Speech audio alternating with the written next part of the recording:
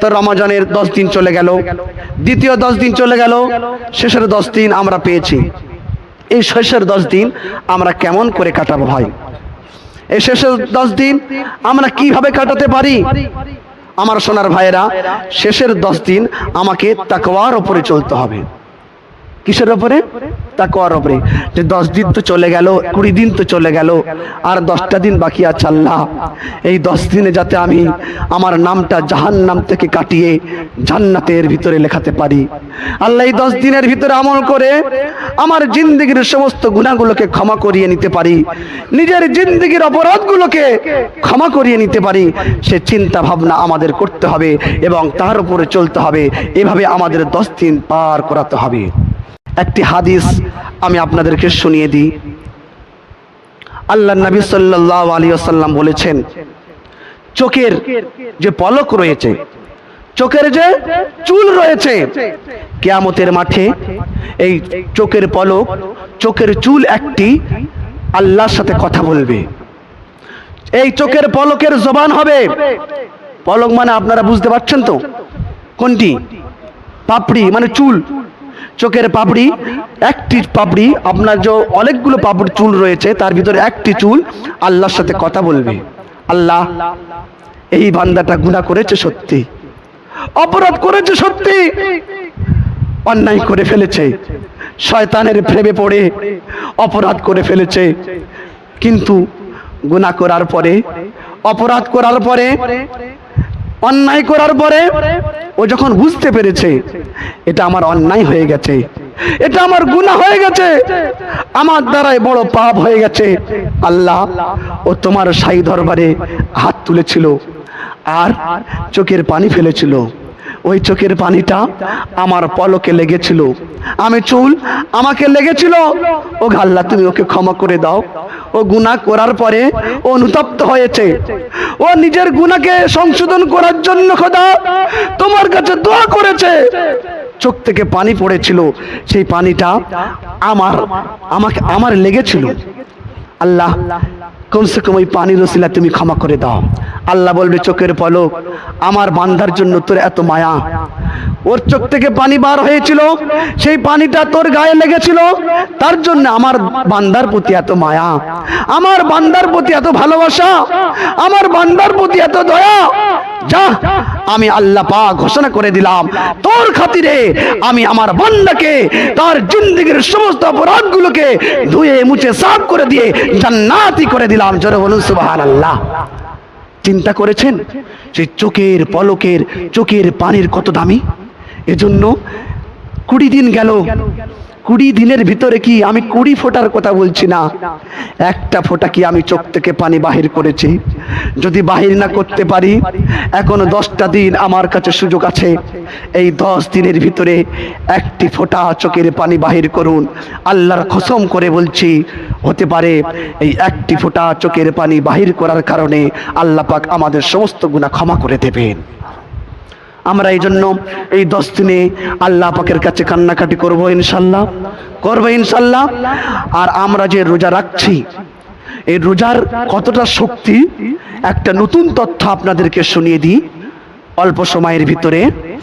হযরতে মূসা আলাইহিস সালাতু ওয়াস সালাম তুর পাহাড়ে গিয়েছিলেন, আমাদের সকলের জানা। পাহাড়ে গিয়েছিলেন, আল্লাহর সঙ্গে কথোপকথন করেছিলেন, আল্লাহর সঙ্গে দিদার করেছিলেন, আল্লাহর সঙ্গে সাক্ষাৎ করেছিলেন।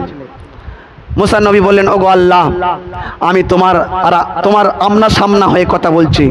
আল্লাহ বললেন, মুসা, তোমার কথা ক্লিয়ার, আমার কথা ক্লিয়ার, অর্থাৎ তুমি আমার কথা শুনতে পাচ্ছ, আমি তোমার কথা শুনতে পাচ্ছি।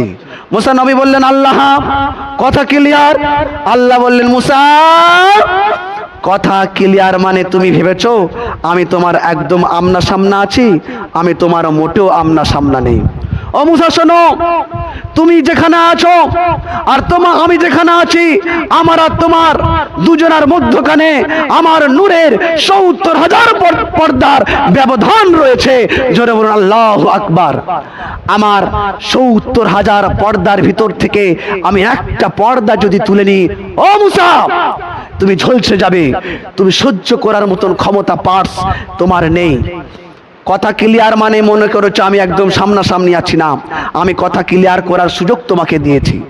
মুসা নবী বলেন, আল্লাহ যাই হোক, কথা তো আমি শুনতে পাচ্ছি, মন ভরে তোমার সঙ্গে কথা বলতে পাচ্ছি। আল্লাহ বললেন, হ্যাঁ এটা হচ্ছে। মুসা নবী বললেন আল্লাহকে, ও আল্লাহ, আমি তোমার যতটা কাছাকাছি হয়েছি এতটা কাছাকাছি কি আর কেউ হতে পারবে? আল্লাহ পাক বললেন, হ্যাঁ, তোমার চাইতে আরো বেশি নিকটবর্তী হবে আমার আখেরি নবী বিশ্ব নবী হুজুরে পাক সাল্লাল্লাহু আলাইহি ওয়াসাল্লাম। মুসা নবী বলেন, আল্লাহ এটা তো আমি জানি, আমি আখেরি পয়গম্বর সম্পর্কে আমার ধারণা আছে, সবথেকে মর্যাদাবান নবী হবেন বিশ্ব নবী হুজুরে পাক সাল্লাল্লাহু আলাইহি ওয়াসাল্লাম। আমি সে কথা বলছি না, আখেরি নবী বাদ দিয়ে আমি যতটা কাছাকাছি আল্লাহ তোমার কাছাকাছি হয়েছে, এতটা কাছাকাছি কি আর কেউ হতে পারবে? আল্লাহ বললেন, হ্যাঁ, আমার আখেরি নবী ছাড়া হতে পারবে। খারাপ বলে, শোনো ও মুসা, আমি আমার আখেরি নবীর উপরে একটা রহমতের মাস দেবো, যে মাসটির নাম হলো রমাদান। সেই রমাদান মাসে আমি রোজা ফরজ করব।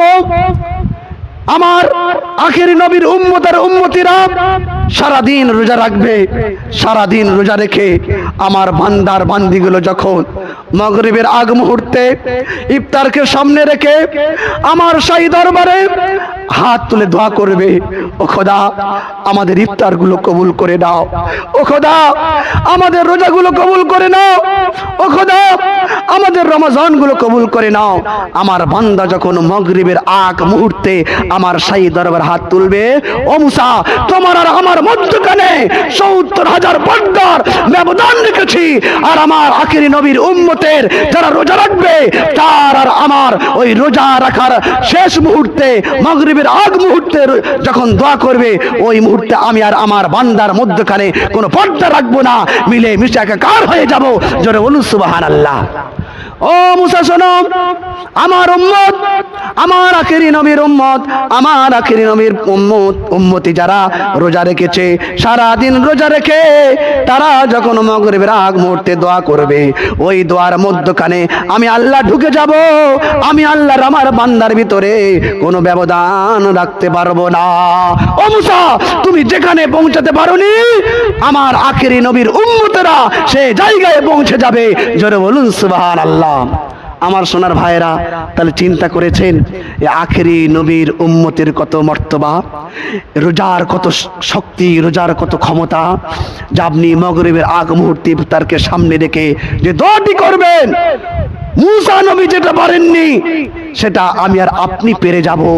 এই জন্য সোনার ভাইরা, আমরা আর যে 10টি দিন বাকি আছে ইফতারের সময়, এই ইফতারের আগ মুহূর্তে আমরা সময়গুলো নষ্ট করব না। বলে ইনশাআল্লাহ আমরা ব্যতিব্যস্ত থাকবো না। বাড়ির মেয়েদেরকে বলে দেবেন, মায়েদেরকে বলে দেবেন, আপনারাও ইফতারকে সামনে রেখে দোয়া করবেন। আল্লাহর কসম করে বলছি, ওই দোয়াটা মুসা নবীর দোয়া কবুল হওয়ার আগে আগে আমাদের দোয়া কবুল হয়ে যাবে ইনশাআল্লাহ। আল্লাহ পাক রব্বুল আলামিন আমাদের সকলকে শোনার থেকে বলার থেকে আমল করার তৌফিক দান করুক। আমিন। ওয়া আখির দাওয়ানা আনিল হামদুলিল্লাহি রাব্বিল আলামিন।